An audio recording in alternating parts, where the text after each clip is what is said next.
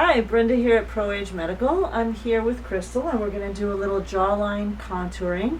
Jawline is, her chief complaint is that there's no definition between the cheek and the neck, and so just adding a little definition here will help pull the face back a little bit and also give you a beautiful line going straight across.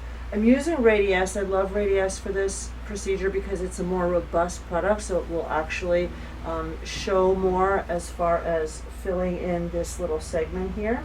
The injections are painless. It has lidocaine already in here. She's been numbed already.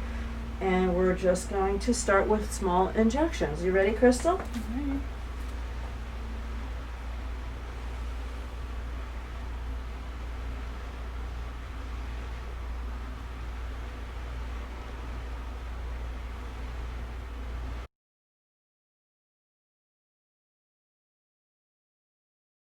We're just going to keep going down the line till about here.